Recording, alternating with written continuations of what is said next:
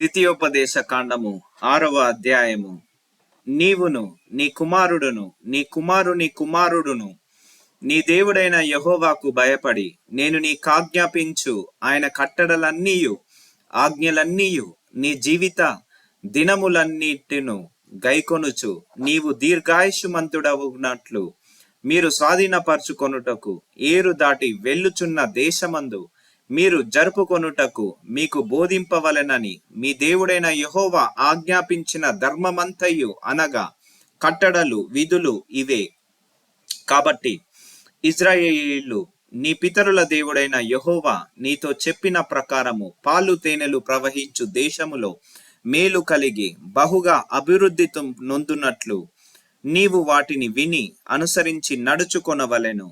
ఇశ్రాయేలు వినుము, మన దేవుడైన యెహోవా అద్వితీయుడగు యెహోవా నీ పూర్ణ హృదయముతోను నీ పూర్ణాత్మతోను నీ పూర్ణ శక్తితోను నీ దేవుడైన యెహోవాను ప్రేమింపవలెను.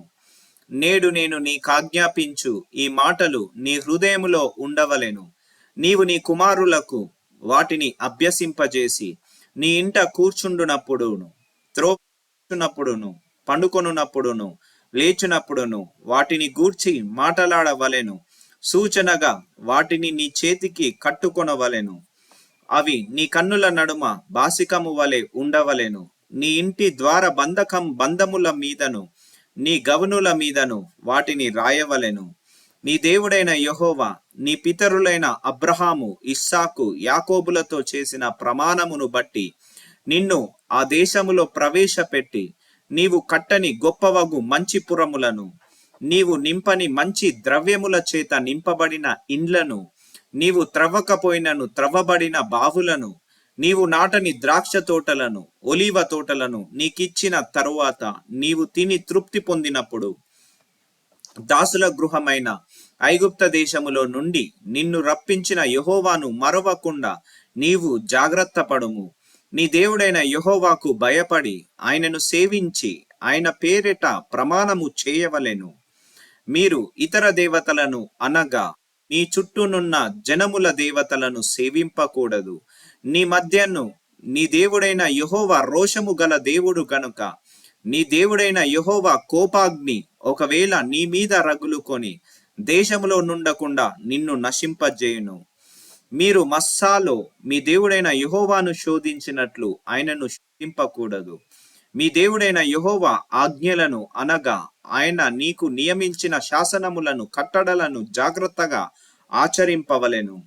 నీకు మేలు కలుగునట్లును నీ ఎదుట నుండి నీ సమస్త శత్రువులను వెళ్ళగొట్టేదనని యెహోవా చెప్పిన ప్రకారము నీ పితరులతో ప్రమాణము చేసిన ఆ మంచి దేశములో నీవు ప్రవేశించి దాన్ని స్వాధీనపరచుకొనున్నట్లును నీవు యెహోవా దృష్టికి యథార్థమైనదియు ఉత్తమమైనదియు చేయవలెను. ఇక మీదట నీ కుమారుడు మన దేవుడైన యెహోవా మీకాజ్ఞాపించిన శాసనములు కట్టడలు విధులు ఏవని నిన్ను అడుగునప్పుడు నీవు నీ కుమారునితో ఇట్లనుము, మనము ఐగుప్తులో ఫరోకు దాసులమై ఉండగా యెహోవా బాహుబలము చేత ఐగుప్తులో నుండి మనలను రప్పించెను.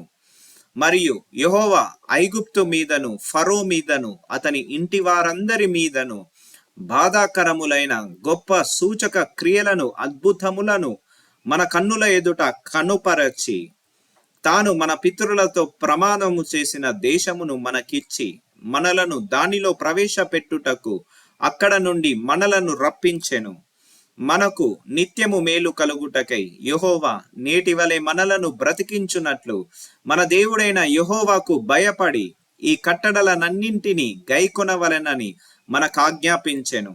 మన దేవుడైన యెహోవా మనకాజ్ఞాపించినట్లు ఆయన సన్నిధిని ఈ సమస్తమైన ఆజ్ఞలను అనుసరించి మనము నడుచుకొనున్నప్పుడు మనకు నీతి కలుగును.